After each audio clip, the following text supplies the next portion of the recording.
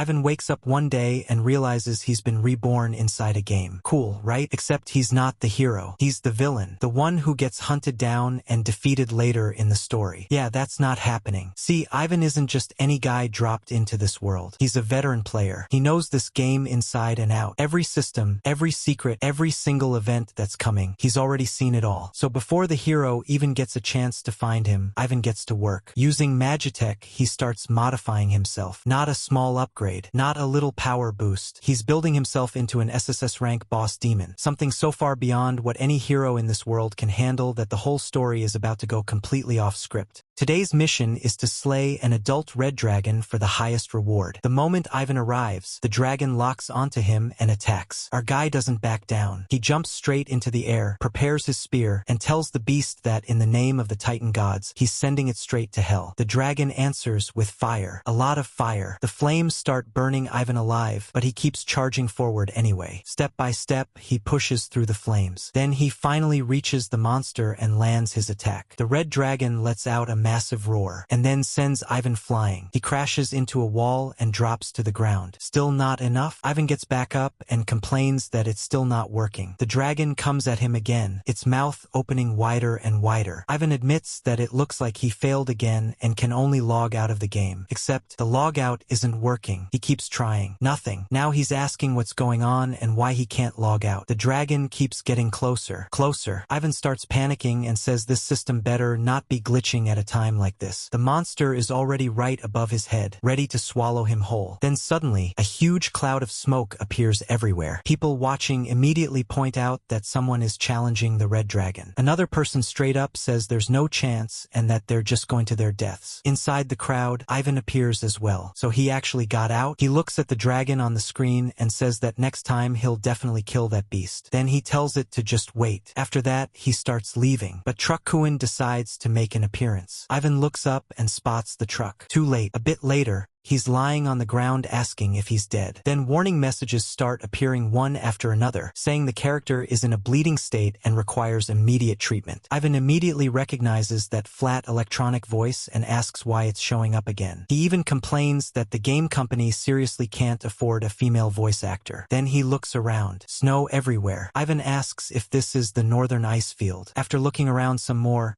he points out that he already logged out, so why is he still in Palladia? Then suddenly, Ivan is hit with a massive headache. A bunch of memories start flooding into his mind. He sees himself playing with some kids, and then a monster appears. After that, everything turns horrible. Ivan grabs his head and wonders what's going on with these memories. He asks who Aryan even is. As more memories come back, he realizes Aryan is a young man from a hidden race living in seclusion on the northern ice field. That name sounds way too familiar. Then it clicks. Ivan remembers that Aryan is a quest NPC from the game, and he starts wondering if he's become an NPC himself. To confirm it, he immediately calls up the system interface. The interface appears, but the logout option still isn't working. Ivan points out that there's no mistake with these NPC stats either. The average stats of a Tier 1 professional usually stay around 12. Then he keeps reading, and things start getting weird. He explains that outside of hidden classes, numbers like these can normally only be reached after entering Tier 2 at the very least. An ordinary young man from some hidden tribe shouldn't have stats like this. Not even close. Ivan can't help asking what kind of pay-to-win template this is. Then his eyes land on something else. Core reshape the world. Wait, what? Ivan immediately questions what kind of ridiculous, overpowered attribute this is. The system explains that reshape the world is an incompletely manifested special talent. The owner can forge a body suitable for a certain deity by modifying the proportion of mythological elements within their own body. Status unlocked. Now Ivan is paying very close attention. He explains that a core talent means the character has the potential to become the team's carry, an SS tier rare trait, the kind of thing most players would kill to get their hands on. Ivan even mentions that he once briefly obtained a talent with the same core prefix through a challenge quest. But this one is different, much different. As he keeps reading, he realizes that reshape the world can develop as a core talent regardless of whether he chooses a magic class or a physical class. Then he sees another title, Descendant of the Star Forger. And finally, everything falls into place. Ivan says he was wondering why that name name sounded so familiar, because this isn't some ordinary northern barbarian NPC. Not even close. This is the final boss of the highest level raid released after the 4th version update. Now our guy is completely sure. The flesh is weak. Steel is eternal. The world reshaper, star forging, Titan, even Aryan himself, they're all connected to one person, the entity that players jokingly called the corrupted brave king. After putting everything together, Ivan finally realizes who he's become. The future star-forging Titan. Yeah, except not really. He immediately points out that he's not some terrifying Titan right now. At the moment, he's just an injured barbarian kid stranded in the middle of an ice field. Then Ivan starts going through everything he knows about this world. The rise of nations, the rebellion of 1,000 towers, the bone-tied alchemical ascension, the calamity kin, every major version event. And according to him, every single one of them is basically a near-death experience. In a world this chaotic, only the strong survive. Ivan makes it clear that he can't just maintain the status quo. He has to survive, and he absolutely refuses to get taken out like some random character in the game. As he keeps walking, he remembers that it's currently mid-December, which is bad news. Very bad. The extremely harsh weather known by northerners as the white tide is about to arrive. Before worrying about anything else, Ivan knows he has to survive this ice field first. But his body is already reaching its limit. Suddenly, he stumbles and falls. Even then, Ivan refuses to give up. He says fate may have reincarnated him as a boss destined to be defeated, but he's not going to obediently follow fate's arrangements. First, he'll survive this ice field. Then he'll rewrite fate itself. According to Ivan, surviving this winter is the minimum requirement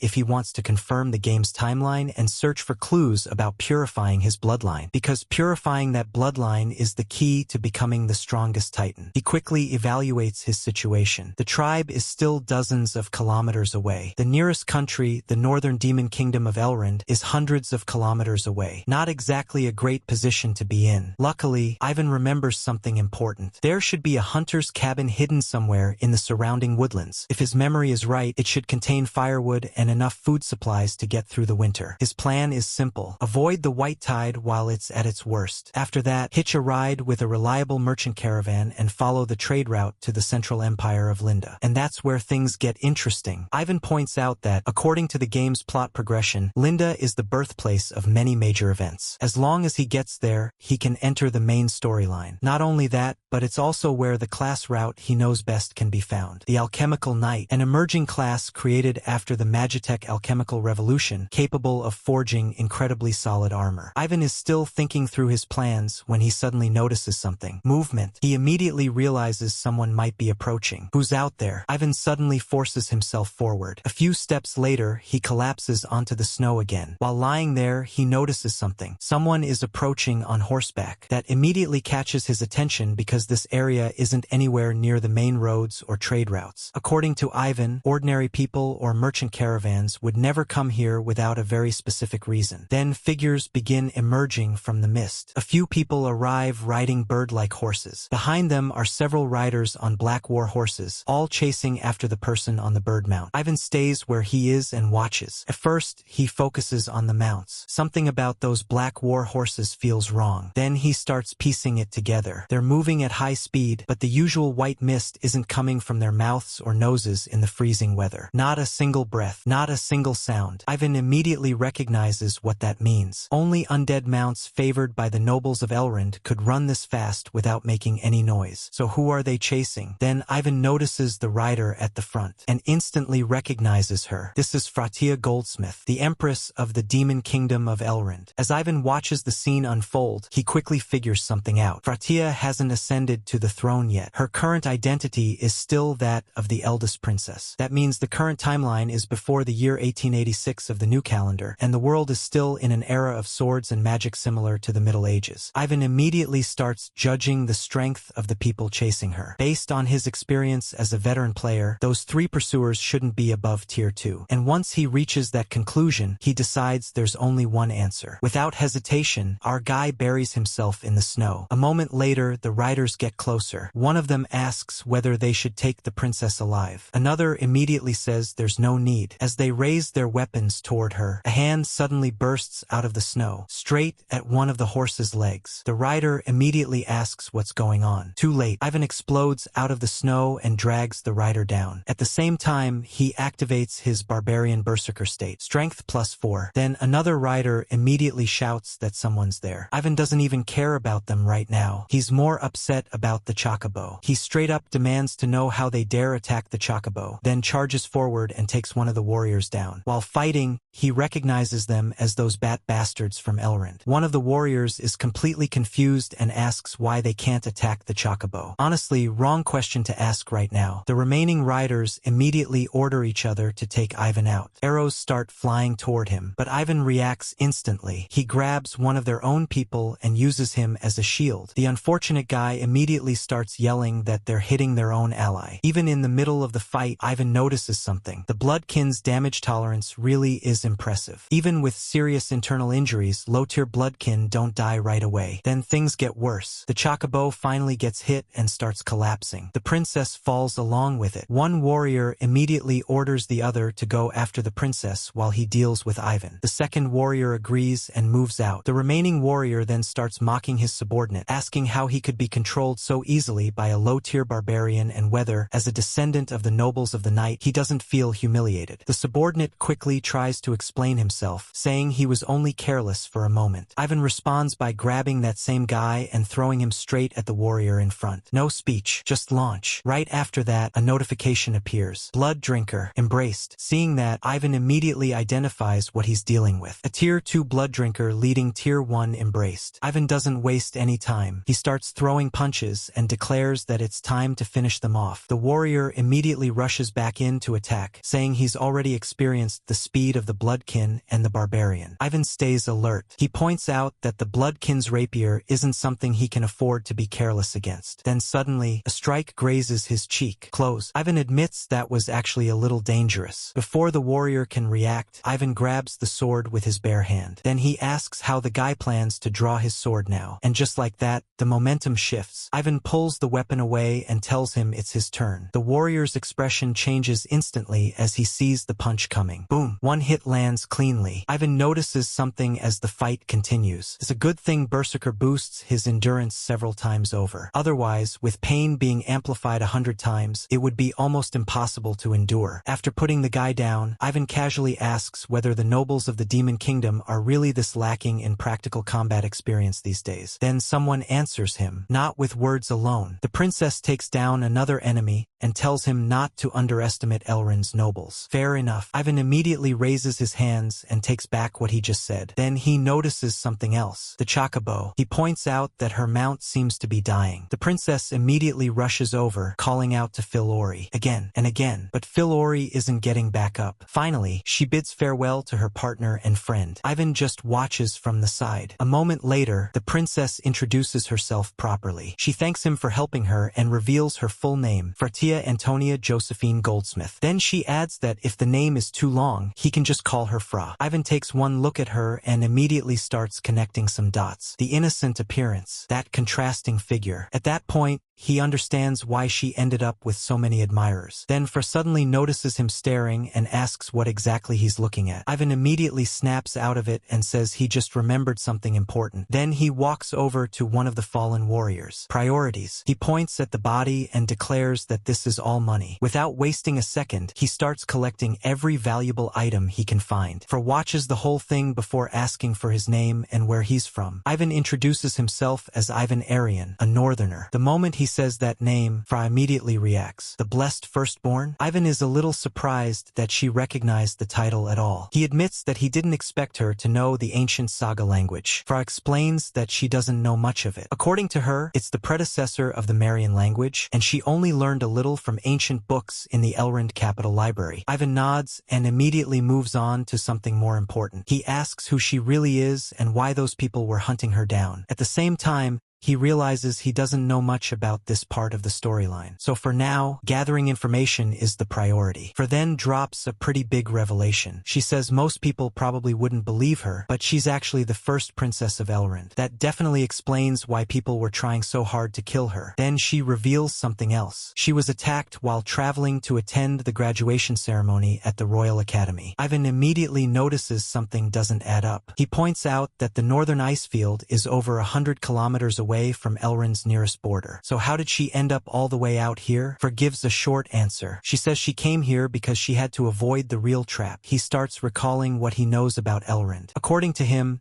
Elrond is known as the Demon Kingdom because its mainstream magical factions specialize in curse modifications and even necromancy, things that most other nations want absolutely nothing to do with. Because of that, the ruler of Elrond is also known as the Demon King. So the Elrondians started researching every possible way to fight monsters. Over time, their traditions changed. Their original medical warlock roots gradually evolved into professions like soul monks and flesh monks, specialists in curse modification. Then things got even stranger. Necromancers appeared, people who literally played with bones and souls. They even developed rituals capable of modifying the human body itself, the famous Elrond secret rituals. While nobles enjoy privileged advancement routes, ordinary commoners usually don't have that luxury. Nothing else. This seemingly airhead eldest princess would eventually launch a glorious revolution in the future. A revolution aimed at breaking this rigid class system. Unfortunately, in the end, Ivan cuts that train of thought short and focuses back on the conversation. He asks what she meant by the real trap. Fra explains that the assassination attempt at the Royal Academy was only a feint. The entire attack was designed to force her into fleeing toward the capital. According to her, the enemy's real main force was most likely waiting on the road connecting the academy to the capital. That's why she and her subordinates split into two groups. Instead of taking the obvious route, they chose to detour through the northern ice field. Fra explains that she assumed any forces stationed along this path would be limited in number, and because of that, she believed she could handle them herself. As Fra explains everything, Ivan can't help noticing something. It's honestly hard to believe that the future Blood Queen, the fourth Demon King of Elrond, has such an innocent and maidenly side right now. Fra suddenly asks whether he's even listening. Ivan immediately assures her that he is. Then he asks something interesting. He wants to know if she'd like to find out who actually sent those assassins after her. Fra is caught off guard and asks whether that can really be known, or if Ivan already knows. Instead of answering directly, Ivan walks over to one of the fallen warriors. Then he asks Fra a question. How many people inside Elrond have mastered the bloodkin modification rituals? Fra thinks about it and answers that, including Grand Duke Blooddragon, there are 12 families in total. However, she quickly points out that even though those families oppose the Royal Academy accepting commoners, they shouldn't be bold enough to assassinate royalty. Ivan says she's forgetting another group. Then he kicks one of the bodies lying nearby. Fra immediately asks who he's talking about. Ivan gives her the answer, the necromancers. Then he asks whether Mr. Very Successful at playing dead would agree. The corpse immediately opens its eyes. For a moment he stays silent. Then he slowly rises to his feet. Well, that answers that. The man admits he didn't expect to be discovered and starts laughing like a complete maniac. Fra takes one look at him and immediately starts identifying the techniques involved. Spell marks, bone manipulation, corpse proxies, long-distance soul projection. She realizes that among Elrond's necromancy faction, this man is actually a great wizard of the Hippocratic school. The necromancer praises her deduction and says that's exactly what he'd expect from the eldest princess. He points out that ever since the Mage Holy Land, the city of 1,000 Towers, opened its enrollment, Fra became the first prodigy to graduate as valedictorian through the path of an academic mage. Then he reveals something else. According to him, if this operation hadn't received support from an exalted figure and allowed him to prepare a backup plan beforehand, she might have actually escaped. That's when he snaps his fingers and says that perhaps she needs to see some monsters. Immediately, the fallen warriors begin moving again. Not as humans, as monsters. They start attacking and devouring each other. The bodies twist, merge, change, until they form a single, much stronger creature. The necromancer looks at the result and admits that, honestly, if he didn't need to share his lord's benevolence with more people, he wouldn't want to personally kill such an outstanding junior like her. Fra is clearly surprised by everything that's happening. Ivan, on the other hand, tells her not to worry because he'll chat with the old man for a moment. Then he suddenly asks the necromancer a very specific question. He wants to know if the old man has only just reached Tier 4 and still hasn't stepped into Tier 5. The necromancer admits that's correct. He explains that although he's already over half a century old, he was fortunate enough to complete the path of the flaming sword and claim that final laurel. Still, compared to the truly exalted perfect ones, he admits there's a noticeable gap. Then the old man asks the obvious question. Does Ivan actually think he can defeat him? Ivan immediately says not really. He was just asking casually. That's it. Then our guy turns around, grabs Fra, and makes his move. He asks if she forgot that barbarians are known for being swift-footed. And before anyone can react, he's gone. While carrying the princess, Ivan starts running and casually waves goodbye to Mr. Crowned One. The necromancer just stands there staring. His jaw drops. Even the giant monster beside him looks shocked. Neither of them saw that coming. A second later, the necromancer finally snaps out of it. He starts cursing and demands to know how a barbarian brat knew he hadn't finished debugging his skeletal warlords yet. Then he promises Ivan will pay for it. Immediately afterward, the necromancer fuses with the monster himself. The creature grows even stronger, even bigger. Then he gives a single order. Chase them. The giant monster takes off after Ivan while the necromancer keeps shouting that the barbarian can't escape. Ivan just laughs. He looks back and says that a mere tier 4 isn't worthy. The chase continues across the ice field. Then glowing green attacks suddenly start flying toward them, one after another. Ivan barely manages to dodge. The necromancer becomes even more confused. He demands to know who Ivan really is and how he understands spiritual art so well. Ivan gives the simplest answer possible, just a passing barbarian, and he keeps running. The necromancer monster is still right behind them. Then the necromancer declares that Ivan can take all of his secrets to the grave. This time he stops holding back. A massive amount of energy begins gathering. More and more and more. The spell keeps charging as the monster chases them. Then, once it's fully prepared, the necromancer's head starts glowing. Fra immediately recognizes it. Finger of Death. The moment the Finger of Death is about to be unleashed, Ivan tells Fra not to move. Fra immediately complains about how rude he's being and starts asking where exactly he's touching. Unfortunately, this is not the best time for that, because a giant monster is already right above them. Ivan looks up. 1 second, 2 seconds, 3 seconds. He quickly estimates that the attack will reach its peak in 4 seconds. Then he makes his move. Ivan suddenly tells the necromancer he's too slow. A lightweight folding crossbow appears in his hand. He raises it and fires. The bolt flies straight into the monster's eye. Direct hit. The giant creature explodes in midair. Pieces of it start raining down across the ice field. Just like that, it's over. Ivan casually tells Fra that everything is fine now. Fra is completely confused and asks what just happened. Even the necromancer seems stunned. All he can do is admit that Ivan fought well and say he'll remember this kid. Back in the Elrond capital, rain pours down over Evermore. Inside the corridors of the Demon King's bedchamber in Scorbrun Palace, a figure rushes forward. The person reports that Royal Sister's whereabouts are currently unknown and volunteers to lead the Silver Knights of the Imperial Guard to rescue her. The Demon King refuses. He explains that until the position of Demon King is inherited, the Imperial Guard cannot leave Evermore, and neither can his child. The figure sounds surprised and points out that Fratia is supposed to be the one who inherits the title. The Demon King gives a grim answer. Evermore cannot fall into chaos. His condition is worsening, and he could collapse at any moment. There is still no news about Fratia. Because of that, Elrond needs a successor who can take the throne without delay. The figure says they understand, then turns and leaves. There's a darkness in their eyes as they walk away. Left alone, the Demon King can only wonder where his most beloved daughter is. Back on the ice field, a huge explosion fades away in the distance. Ivan looks at it and can't help commenting that it just disappeared like that. He honestly thought the necromancer would at least promise to come back. Fra immediately turns her attention back to him. Now she really wants answers. She asks who he actually is. Ivan gives the same answer as before, just a barbarian. Fra calls him out immediately. According to her, real barbarians hate being called barbarians and prefer calling themselves northerners. Not only that, but she points out that no ordinary northerner should understand magic this well, especially something as obscure as necromancy. Ivan quickly stops her there. He says he can explain the exact reason and tells her to think of it as a voice whispering knowledge into his ear. Fra laughs, then admits that although she doesn't like liars, she'll let him off the hook this time. Fra suddenly bows. As the eldest princess, she expresses her deepest gratitude for Ivan's repeated help and says that the Goldsmith family will certainly repay him in the future. That catches Ivan a little off guard. guard. Then he suddenly points out something white. Fra immediately misunderstands and tells him not to look. Ivan quickly clarifies that he isn't talking about her. He's talking about the white thing behind her, the white tide. The moment he recognizes it, Ivan doesn't waste another second. He grabs Fra again and starts running as fast as possible. No explanations, just run. Later, the two of them manage to reach a small cabin. A fire is lit, food is prepared, and the two end up sitting beside each other while warming themselves indoors. After things finally calm down, Ivan asks what her plan was if he hadn't shown up. More specifically, how she intended to deal with those 3 vampires by herself. Fra immediately shows him a necklace. Ivan takes one look and recognizes it, a gemstone scroll. Then he pauses. Using that against vampires? According to Ivan,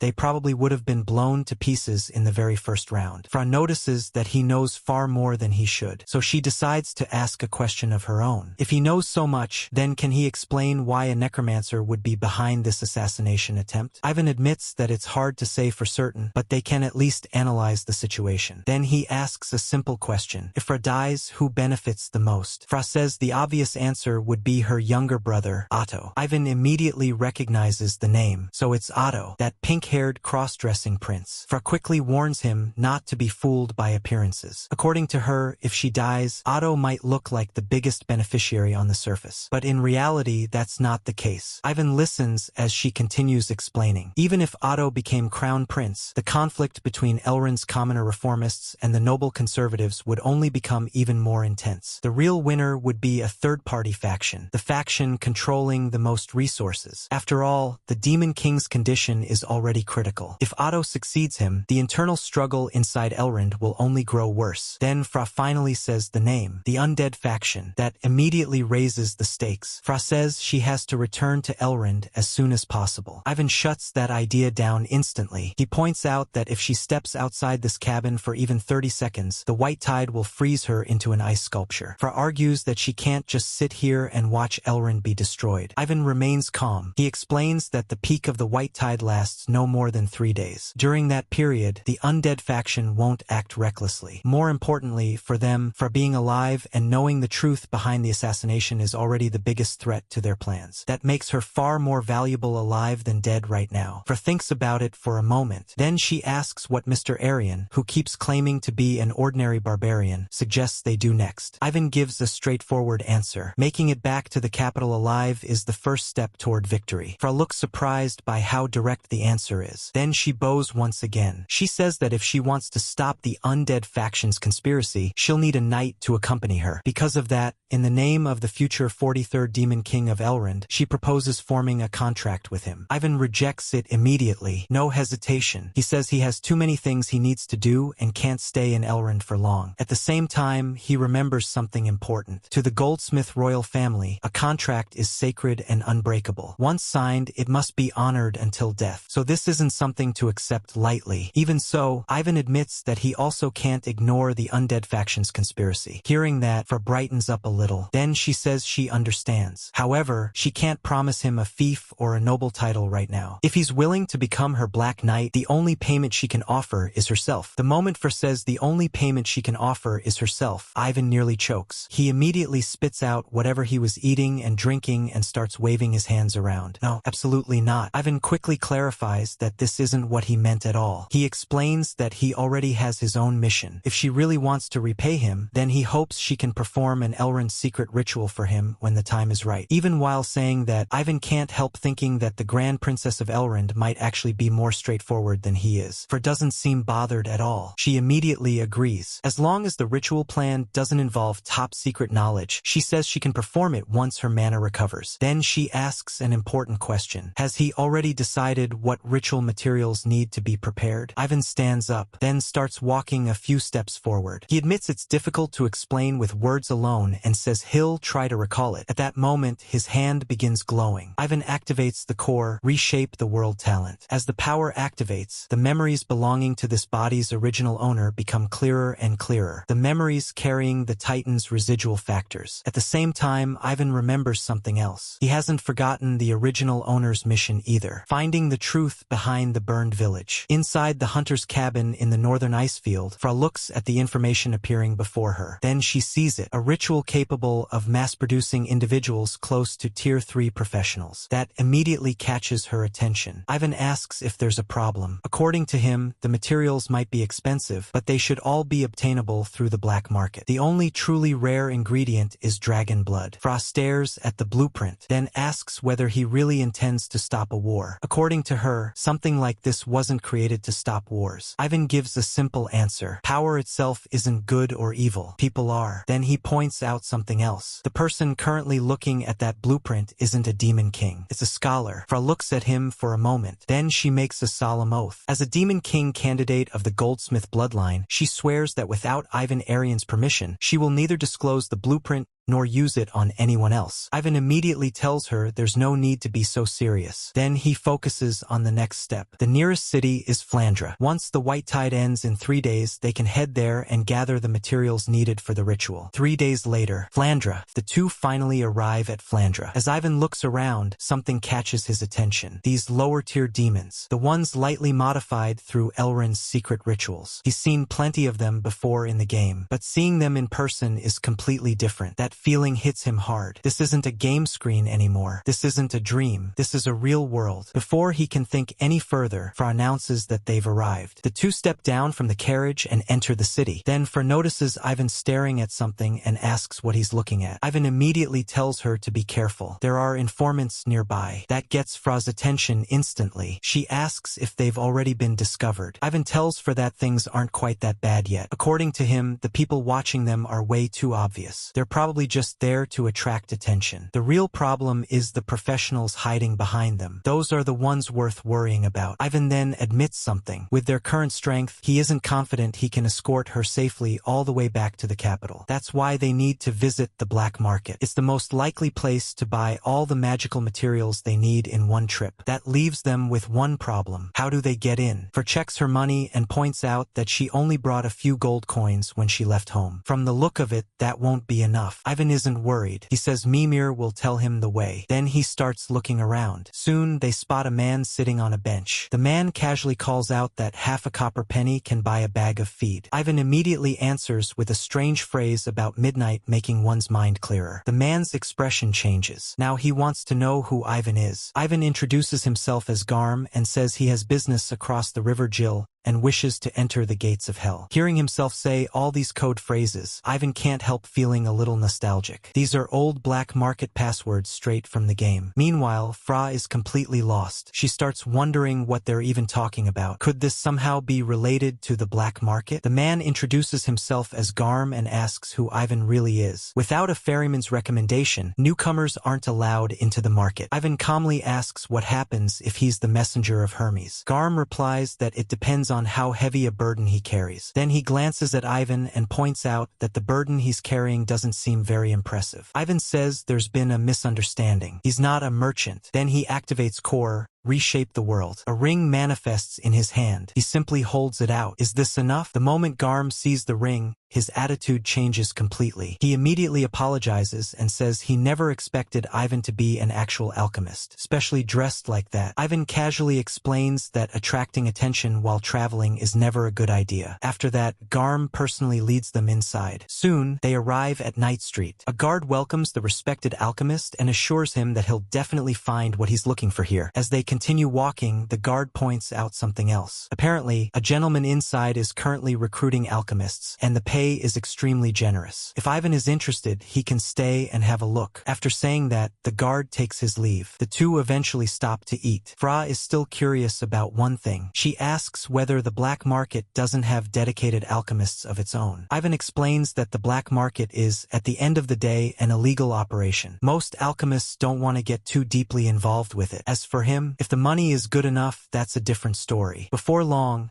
a cheerful old man arrives. He enthusiastically greets Ivan and Fra, introducing himself as Old Jabba and apologizing for being late. Ivan politely tells him there's no need to be so formal. Jabba's attention quickly shifts to Ivan. He's curious how someone so young managed to become a full-fledged alchemist and asks who his master was. Without missing a beat, Ivan claims he apprenticed under Master Edward Elric from the Geneva Commercial Federation, tens of thousands of miles away. According to him, he completed his apprenticeship a few months ago and has been traveling the continent ever since to broaden his horizons. Then Ivan demonstrates his skills. Activating core, reshape the world once again, he reshapes a mug right in front of them. The reaction is immediate. Jabba is completely stunned. He admits he's never seen such shocking alchemy in his life. At that point, he's convinced. The appraisal is handed over to Ivan without any further questions, and Jabba personally invites him upstairs. Once they arrive, Jabba assures him not to worry about payment and says he won't disturb his work. After Jabba leaves, Fra finally speaks up. She points out that she's never heard of any alchemy master named Edward Elric. Ivan casually explains that this is perfectly normal, because Master Edward Elric comes from a chivalric novel. Fra pauses, then points out that Ivan somehow managed to make a fictional character work. Ivan ignores that part and gets straight to business. He estimates that the payment for this job won't be less than 1,000 gold pounds. Then he tells Fra to prepare a list of the materials they need and have those materials deducted directly from the payment. Fra is still skeptical. She asks how he plans to appraise all this equipment. Surely he can't keep relying on the name of some fictional master to bluff his way through everything. Ivan simply tells her not to worry. He has his own methods. Then he gets to work using core reshape the world. 2 hours later, the job is finished. Ivan hands Jabba a completed appraisal report and asks him to prepare everything listed on it. Jabba is overjoyed. He repeatedly thanks the honorable alchemist and promises that before sunset, all the materials on the list, along with the remaining payment, will be delivered to the public laboratory of the Alchemist Association. Fra says she understands. With everything settled, Jabba prepares to leave. But the moment he's out of sight, he starts complaining to one of his subordinates. According to him, Fra is obviously just a bust-a-maid. So why do his legs start trembling uncontrollably every time she frowns? The subordinate immediately brings up something else. Ivan claimed that Edward Elric came from the ice fields. Could that mean? Jabba doesn't let him finish. He immediately orders the subordinate to contact the boss. Because their guests are clearly far from ordinary, the subordinate quickly agrees and leaves to carry out the order. Back at the Alchemist Association, Ivan discovers a problem. No matter how capable Jabba is, he still couldn't obtain the missing dragon blood. That's the one material they still need. Fra quietly draws her sword. Ivan immediately notices and asks if she's seriously thinking about doing what he thinks she's about to do. She already made up her mind. Without another word, Fra fills a test tube with blood and asks if that should be enough. Ivan just stares at the test tube for a second, then asks what exactly he's supposed to do now. A thick book suddenly lands on the table. Fra says she needs time to prepare.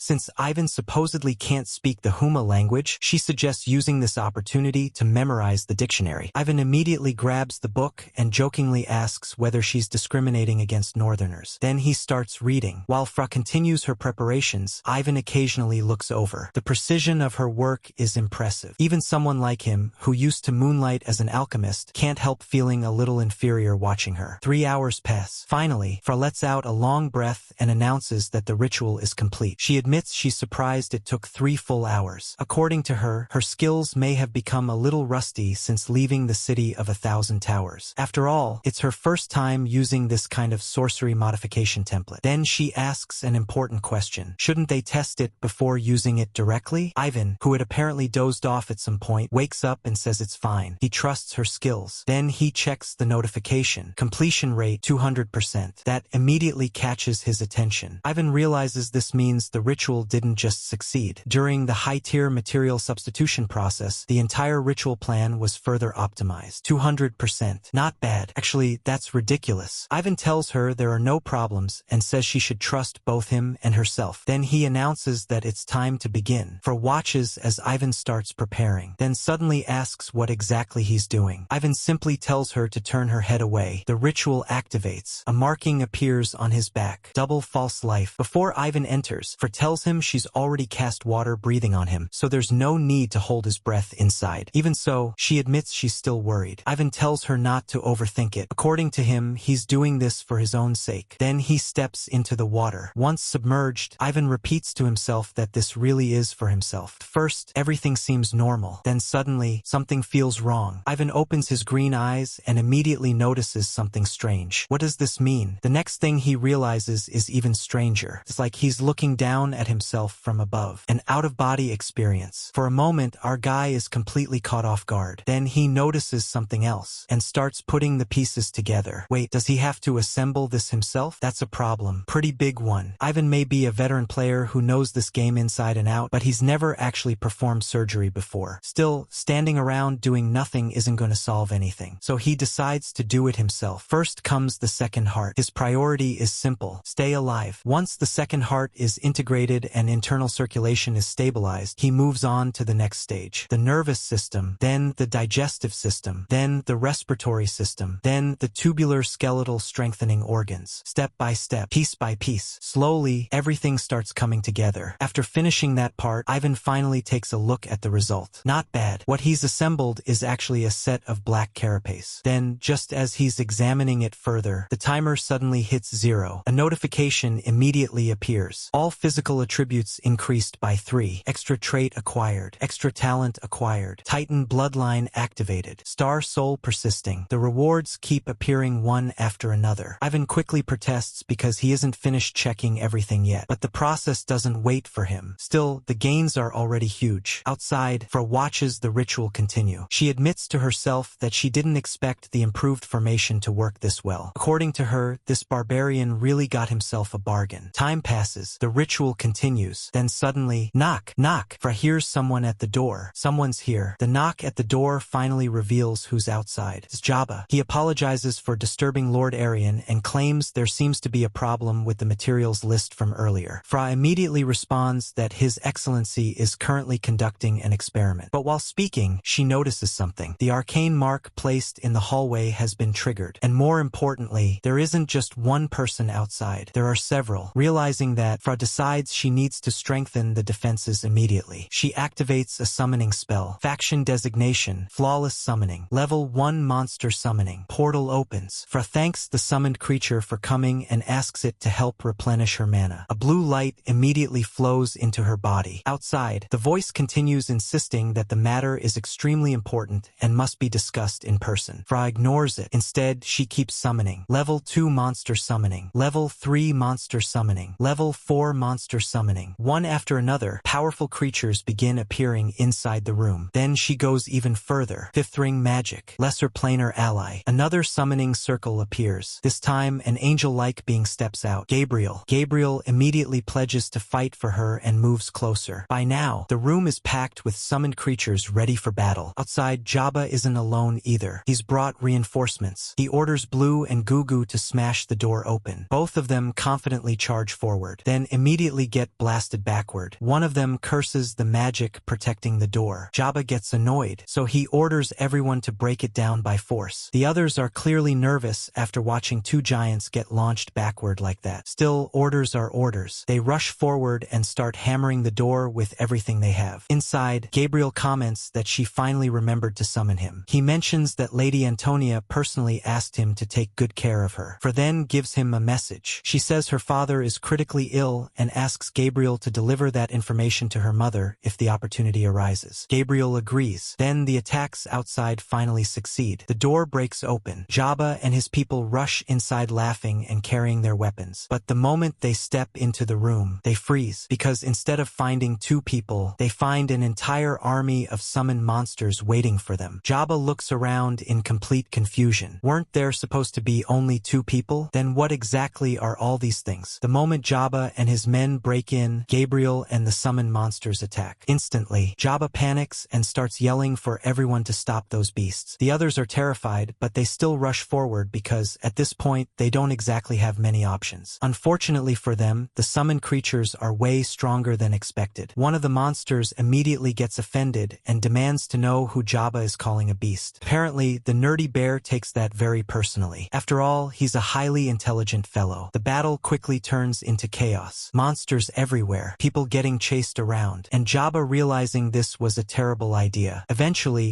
he gives up and starts shouting for everyone to run away. Too late, a giant wolf has already locked onto him. Jabba immediately changes his tone and starts calling it a good doggy. Then he desperately offers it something delicious. The wolf is not interested, not even a little, keeps charging straight at him. While all of this is happening, Gabriel suddenly says he finally understands why Fra didn't summon him earlier when she was traveling alone. Fra immediately tells him to be serious because the battle isn't over yet. Gabriel completely ignores that. Instead, he looks toward Ivan. Then he makes a very strange comment. According to him, his little Guanzhong was tricked away by a barbarian. Fra immediately asks what nonsense he's talking about. Gabriel keeps staring at Ivan. Then he suddenly notices something, and this time even he's surprised. Good heavens, Fra actually used her own noble blood to perform a secret ritual for this barbarian. That immediately raises another question in Gabriel's mind. What exactly is the relationship between these two? Fra quickly denies whatever he's thinking. She insists it's not like that. According to her, Ivan is simply a very important friend. Then she turns toward Ivan and tells him he needs to wake up. A scream suddenly echoes through the area. Fra immediately turns toward the sound and rushes outside. What she finds isn't good. The summoned beasts are still standing. Everyone who attacked them is already down, but the beasts don't look unharmed either. Something is wrong, very wrong. Fra quickly realizes it looks like some kind of curse. Gabriel immediately confirms it. According to her, it's a lethal curse spell that was prepared in advance. Fra instantly understands the implication. Could someone be trying to frame them as mass murderers? Before she can think any further, another figure arrives. The newcomer casually greets her like an old friend, saying it's been a long time since they've seen each other. Fra's expression immediately changes. She recognizes him, Cain Paulos. The moment she sees him, she asks whether his presence means the necromancy faction has completely betrayed the Elrond royal family. Paulos acts innocent. According to him, this is just a reunion between old classmates. How did it suddenly become a matter of treason? Gabriel isn't buying it. She immediately warns Fra to stay on high alert because she can sense a powerful evil aura. Paulos sighs and says this unfamiliar angel really shouldn't expose things so directly. Apparently, he isn't used to handling conflicts head-on. Then another figure appears, a terrifying skeletal entity. Fra immediately identifies the techniques involved. Spirit-body manipulation, soul harmonization. That means Paulos has already advanced to a rank 2 soul attendant within the necromancy faction. Paulos openly admits it. Then he asks a question. How much does someone from a humble background have to sacrifice to obtain power? According to him, he'll answer that question through his actions. As he speaks, an enormous amount of energy begins gathering. More and more and more. Then Paulos declares that this is everything. Gabriel reacts instantly. She calls upon the holy sword and orders it to protect the princess. The summoned creatures charge forward at the same time. Every single one of them attacks. Paulos simply laughs. Then a massive explosion erupts. The shockwave sends the beasts flying in every direction. Even Gabriel is forced to focus entirely on protecting Fra. She reassures her not to be afraid because Gabriel will keep her safe. The surviving summons gather themselves again. They're battered, but still standing. Fra immediately tells them not to charge in again. Unlike summoned projections, these are their true bodies. If they die here, they die for real. Gabriel suddenly notices something. The impact has cleared. She tells Fra to look. First, it seems like nothing is there. Then Fra senses it, and her expression changes immediately. The underworld Iron Guard, a seriously dangerous existence. Fra instantly realizes what Paulos has done. He actually burned all of those people's souls. Paulos doesn't deny it. According to him, they were nothing more than gang enforcers. Then he asks whether Her Highness truly feels sympathy for sinners like them. Gabriel immediately responds. She points out that an evil act committed for an evil purpose doesn't become righteous just because the victims were bad people. Paulos isn't bothered in the slightest. He says that, as expected of an angel, Gabriel's words are full of light and righteousness. But then he asks a simple question. So what? The very next moment, he orders the underworld Iron Guard to attack. The giant undead warrior raises its sword. Gabriel immediately tells Fra to cover her. Fra is clearly worried, but Gabriel charges forward anyway. Sword against sword. The clash echoes through the area. For a moment, Gabriel manages to hold her ground. Then she's forced backward. Not good. Seeing that, Fra steps forward. This time, she says it's her turn to protect Gabriel. Gabriel thanks her. The battle continues. Neither side is gaining a clear advantage. As Fra observes the situation, she quickly realizes the problem. With the underworld Iron Guard standing in front of Paulos, Paulos, there is no way to directly attack him. That means the real threat remains completely protected. And as long as Paulos stays safe behind that monster, this fight isn't ending anytime soon. Paulos notices what she's thinking. Then he starts mocking her. According to him,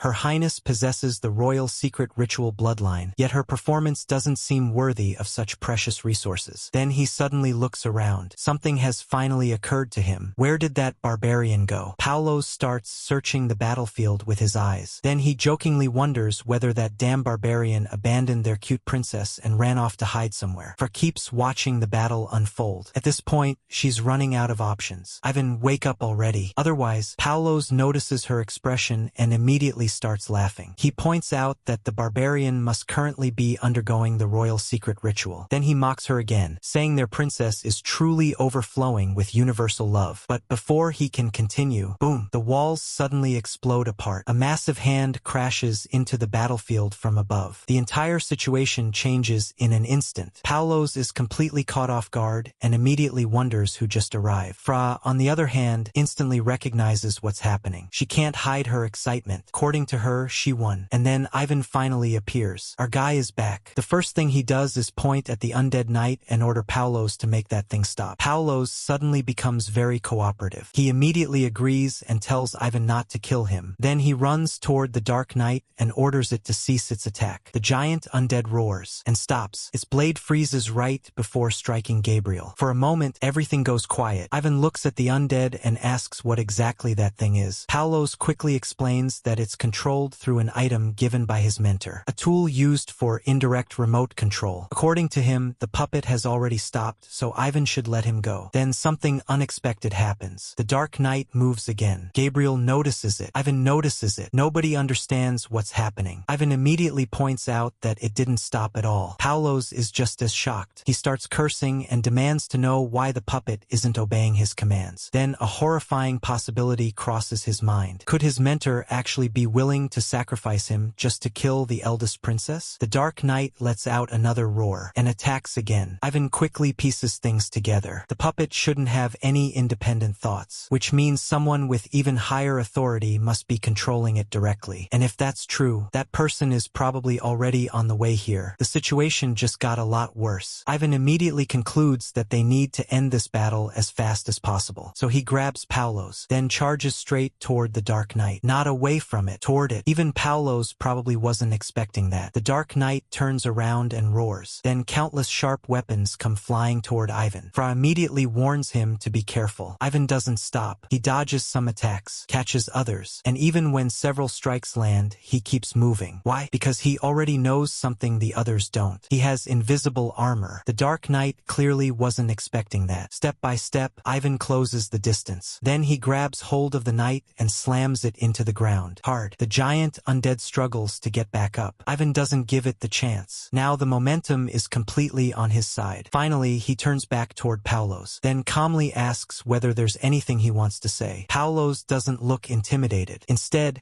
he warns Ivan not to celebrate too early, because according to him, in at most half an hour, his mentor will arrive in Flandre. 2 minutes later, Ivan is busy going through Paulos's belongings. Not bad. According to him, Paulos was carrying quite a few treasures. Paulos is absolutely furious. He complains that Ivan already robbed him of his clothes and now even wants to take all of his equipment. For watches the whole thing and asks why Ivan didn't simply finish him off. Ivan explains that Paulos is the kind of guy who switches sides whenever it's convenient. Keeping him alive might end up being more useful than killing him. After that, the group leaves. Ivan heads out with his newly acquired carriage while Gabriel flies alongside them. Gabriel immediately questions whether Ivan even knows what kind of vehicle he's driving. More importantly, does he actually know how to drive it? Ivan casually admits that he doesn't. He's literally reading the manual right now. That answer does not make Gabriel feel better at all. A few moments later, Ivan suddenly finds what he was looking for. Apparently, this is a Dawn Type 1 magic-powered carriage. Then Fra suddenly shouts a warning. Ivan looks up. Wall. Very close wall. He immediately jerks the controls and barely avoids crashing. The carriage swerves hard, almost flipping over before stabilizing again. Somehow, they survive. Ivan immediately declares that he's got the hang of it now, then orders full speed ahead. Later, as they approach a castle, Gabriel suddenly notices something. Fra looks in the same direction and immediately identifies it. Pale Bone Lucius Sola, a rank 4 great archmage branch of the Hippocrates faction. The dark cloud surrounding the area isn't an ordinary cloud either. It's the dark canopy, and inside it is an entire legion of undead. The moment Gabriel sees it, she makes a decision. She tells Ivan and Fra to keep going. Fra immediately asks what Gabriel plans to do. Gabriel says she'll stay behind and hold him off. That instantly worries Fra. She asks whether Gabriel intends to use Swan Song, because if she does, her soul could be damaged. Gabriel reassures her. She's only a projection right now, not her true body. At worst, she'll have to go back and spend a few days resting in bed. She won't die. Then she turns around and flies straight toward the dark canopy. Fra watches her go. Gabriel doesn't hesitate for even a second. She heads directly into the danger, into the cloud, and what she finds inside is ridiculous. A giant dragon. Gabriel immediately realizes that this is Lucius Sola's true form. Then the dragon lets out a massive roar. Even from a distance, Fra can feel the pressure and comments that this is what rank 4 power looks like. Ivan looks toward the battlefield as well. He admits it's a shame that power like that doesn't belong to him. Yet then he immediately tells Fra to hurry. They can't let Gabriel's efforts be wasted. So our guy pushes the magic carriage even faster. Inside the dark canopy, Gabriel is already fighting for her life. Attacks are coming from every direction. She barely avoids one strike after another. Still, she refuses to retreat. While dodging the endless barrage, Gabriel launches attacks of her own against the entire undead army. Inside the dark canopy, the undead forces react immediately. Several mages start shouting orders to defend and raise their shields. In an instant, layer after layer of magical barriers appears. The entire area transforms into a fortress. Gabriel takes one look at it, then thinks about only one thing. She hopes Fra can get a little farther away, a little more distance. That's all she needs. The next moment, Gabriel releases a massive aura, then charges forward, straight at the shields. No hesitation, no slowing down. Boom! A huge explosion erupts across the battlefield. The shockwave tears through the defenses, and debris rains down across the road where Ivan's carriage is traveling. Even a massive section of the shield is ripped away. Inside the shattered formation, one of the undead beings finally speaks. He asks whether Gabriel is a coral angel from the divine realm. More importantly, he wants to know what relationship she has with the eldest princess. Gabriel immediately tells the old geezer that it's none of his business. Then she adds that he got off easy this time. Before disappearing,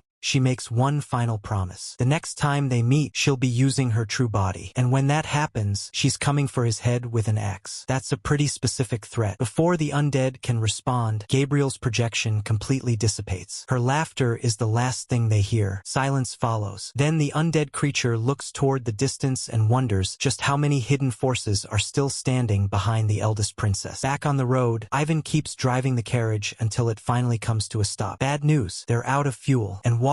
Ivan points out that they'll need supplies before they can continue. Then Fra suddenly hears something, crying. She asks Ivan whether he heard it too. Ivan looks toward the source of the noise and spots several people gathered together. One person is crying especially hard. After taking a look, Ivan assumes a farmer's plow ox must have died. Fra immediately corrects him. That isn't an ox, it's a person, an Elrondian. Elsewhere, in the corridor outside the laboratory, Paulos is still furious. He keeps cursing those damn barbarians. Then another figure arrives. Koru Vakes. Koru calmly announces that he's there to take over Paulos's work. Paulos immediately asks why Koru was sent. Has the mentor already given up on him? To his surprise, Koru says the opposite. Not only has the mentor not abandoned him, but because of his efforts during this mission, he's being promoted to rank 3. Paulos is thrilled for about 5 seconds. Then Koru drops the rest of the news. According to him, the mentor actually wanted to skin Paulos alive. The only reason that didn't happen is because the person who recommended him happens to be a rank 4 great archmage. That recommendation saved him. Paulos immediately asks why Koru is telling him all this. Koru gets to the point. He wants information on the target. If Paulos cooperates, then after the mission is completed, Koru might even share some of the credit with him. It would be a chance to make up for his failures. Paulos agrees. Of course, information isn't free. He says it'll cost extra. Later, Ivan is seen handing candy out to some children. A woman approaches him and thanks him. According to her, he buried her husband and gave their family so many supplies that she doesn't even know how to repay him. Ivan tells her there's no need. The information she provided about the water source is already more than enough. Afterward, Ivan returns to Fra. He tells her that the woman mentioned a well in a nearby village. Once they refill the magic-powered carriage with clean water, they can continue their journey. Fra looks discouraged. discouraged. She says the people of Elrond are suffering, yet as the eldest princess, she feels powerless to help them. Ivan gives her a simple answer. Right now, survival comes first. As long as they're alive, there's still hope for everything else. Fra smiles a little after hearing that. Then the two continue their journey. Their goal is simple: reach the nearest inn before nightfall. As the sun sets, the magic-powered carriage finally stops in front of an inn. The two head inside and sit down. Not long after, their meal arrives. The server places the food in front of them and wishes them an enjoyable meal. As they settle into the inn, Fra suddenly asks why Ivan insisted on booking 2 separate rooms. According to her, if they split up and those people show up during the night, wouldn't that make things even more dangerous? Ivan explains that they only booked 2 rooms. They're not actually planning to use both of them. The idea is simple. If someone comes looking for them, they won't immediately know which room they're staying in. A little misdirection never hurts. Fra nods and says she understands. She thought. Before she can finish, Ivan immediately asks whether she was planning to share a room with him from the very beginning. Fra shuts that down instantly. According to her, he's talking nonsense. Then suddenly, crash, the windows shatter. People immediately start screaming. One person yells in panic. Another calls upon great god Odin while demanding to know what that thing is. Someone starts shouting for everyone to block the windows because a monster has arrived. The creature bursts in through the broken window and lets out a roar. For a split second, the entire inn freezes. Then something flies across the room, straight at the monster's head. Bang! The projectile slams directly into it. The strange part, the monster keeps moving. That surprises everyone. Then people finally notice who threw it. Ivan, standing there calmly. And the thing he threw wasn't even a weapon. It was a broken piece of a chair he happened to be holding. The crowd immediately erupts. One person starts praising the knight. Another excitedly calls upon great god Odin and offers his best blessings to this hero. As the people start cheering, Ivan immediately realizes something. Oops, he acted a little too quickly. Elsewhere, at the Carltown cemetery, a necromancer continues his work. He praises his lord and promises to spread that loving kindness to even more people. Then he keeps casting. One grave after another opens. Figures begin climbing out, except they aren't people anymore. They're monsters. At the same time, Koru identifies a target. Southeast direction, 1,200 meters away. An ordinary inn. Back at the inn, Ivan immediately takes charge. He tells everyone to prepare for battle. Board up the windows. Pile tables and chairs against the doors. Men stay on the first floor. Women and children go upstairs. Anyone carrying a weapon steps forward. The atmosphere changes instantly. Outside, monsters begin roaring. The barricades shake as something starts pounding against them. Yet Ivan remains surprisingly calm. He tells everyone to stay quiet, then listens. That's when a desperate voice suddenly cries out for help. The voice claims there are monsters everywhere and begs to be let inside. One of the people in the inn immediately says they should open the door. They have to save her. Ivan doesn't agree right away. Instead, he asks a question. Are there many monsters outside? The voice immediately says there are too many to count and begs them to hurry. Another person inside argues that they need to let her in before she dies. Ivan asks another question. How many people are outside? Anyone besides her? The voice insists she's alone. Then she starts desperately asking whether they're really willing to watch a young girl get torn apart by monsters. Something feels off. Ivan asks one final question. If she's alone, then how exactly did she make it through a countless horde of monsters? That makes everyone pause. Good question. One person immediately wonders the same thing. Another starts putting the pieces together. Could she be? The knocking suddenly becomes even louder. Nobody knows what to do. Then someone asks Ivan, now what? Ivan simply asks for a weapon. The moment a sword is handed over, he jams it into the door hinges and tears them apart. Immediately afterward, a hand shoots through the opening. Not a human hand. A ghost bone claw. Ivan instantly realizes what's happening. That thing knows how to pry open doors, which means there's almost certainly a necromancer controlling it from somewhere behind the scenes. Then something huge crashes through. A massive monster forces its way inside while roaring at the top of its lungs. The people inside freeze. For exactly 1 second,